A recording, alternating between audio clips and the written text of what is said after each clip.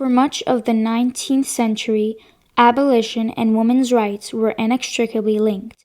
They shared a single mission: universal suffrage.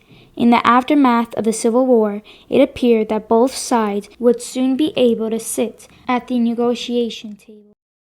When the 14th Amendment was passed, however, everything changed because it included language that clearly excluded women. Tensions between female suffragists were heightened when a 15th Amendment was proposed that only permitted black males to vote. Everything came to a climax in May of 1869 at the American Equal Rights Association's annual meeting.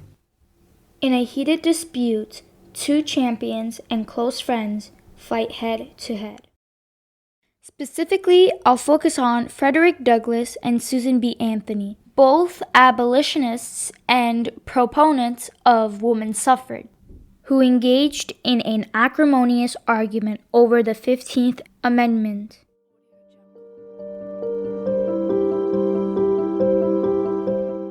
Susan B. Anthony had gone west to see her brother, Daniel, in August of 1865 after the Civil War, when she discovered alarming news from Washington on his office desk. Under a proposed 14th Amendment, all born or naturalized people in the United States are guaranteed citizenship.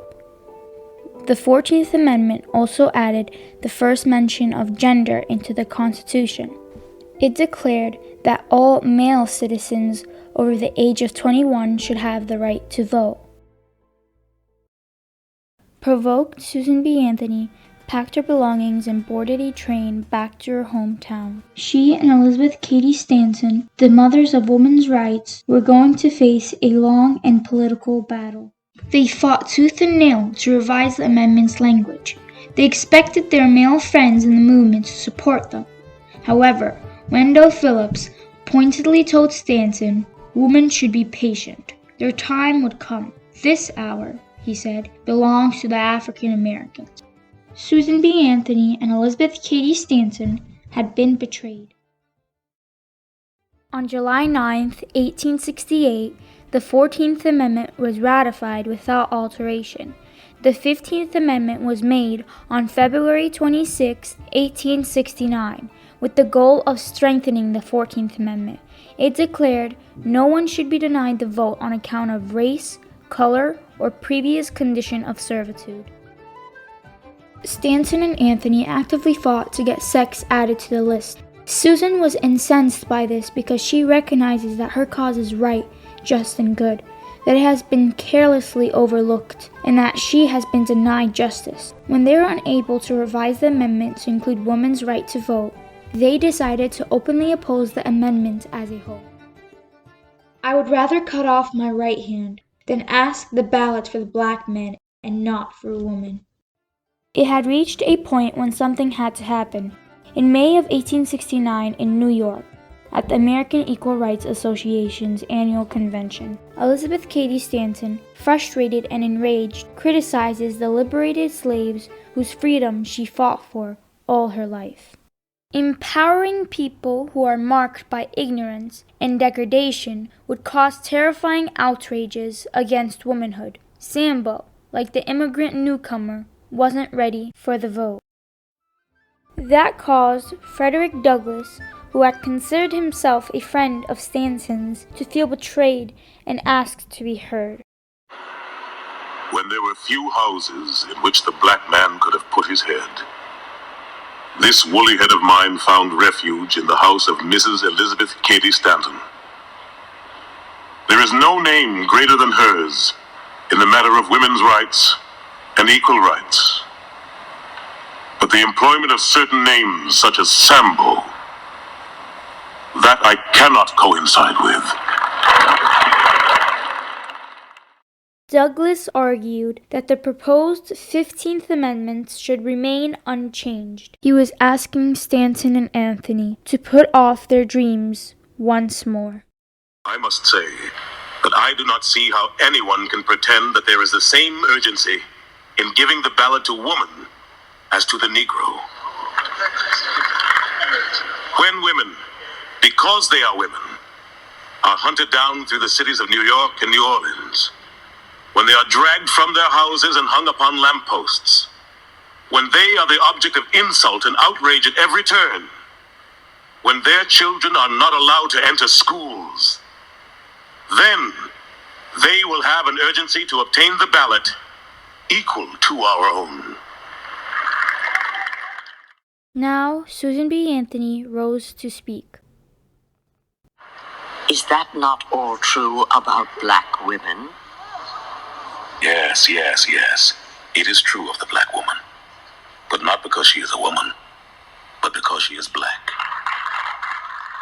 When Mr. Douglas tells us that the cause of the black man is so perilous, I tell him that wronged and outraged as they are by this hateful and mean prejudice against color, he would not today exchange his sex and color, wronged as he is, with Elizabeth Cady Stanton. Douglas argued that the right to vote for women was not as urgent as the right to vote for black men. Anthony told him he would not exchange his sex and color, wronged as he is, with a woman. They each claimed that the lack of suffrage put them in danger in different ways. African Americans because they were persecuted because of their race, and women because they were considered male property and were financially and politically controlled. Sojourner Truth supported Anthony and Stanton, while Francis Harper sided with Douglas. In the end, the Equal Rights Association voted overwhelmingly to support the 15th Amendment. It was an agonizing moment for Stanton and Anthony. Anthony and Stanton felt betrayed that Douglas supported the 15th Amendment after being a longtime proponent of universal suffrage, that both male and female, black and white, could have the right to vote. They were frustrated that they were being told to wait even longer for the rights that they spent decades fighting for. We gave up the counsels of men forever and knew we could only rely on ourselves to win these rights. After the debate, Anthony, Stanton, and their supporters left the meeting and founded a new organization, the National Women's Suffrage Association. The NWSA would not focus on any issues besides women's right to vote. This taught me that only a movement led by women can go all the way. At this point, the women's right movement becomes a women's movement. The 19th Amendment, passed by Congress on June 4, 1919, and ratified on August 18, 1920, ensures that all American women, black and white, have the right to vote. This achievement came after a long and arduous fight. Success came after decades of agitation and protest. From Lucretia Mott to Alice Paul, advocating for nonviolence in opposition to war and violence. They were adamant about their goals, not victory over men but equality, not endless warfare but peace. The suffrage movement is especially relevant now because it aided us in achieving our goals as a country and a people. The women's suffrage movement offers a unique perspective on American women's political participation. Hillary Clinton, the first woman to run for president, and Kamala Harris, the first woman to win vice presidency.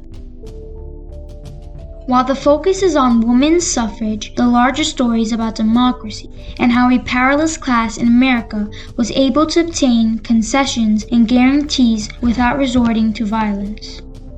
Women's suffrage has had a fundamental change in society for the equality of gender in all aspects.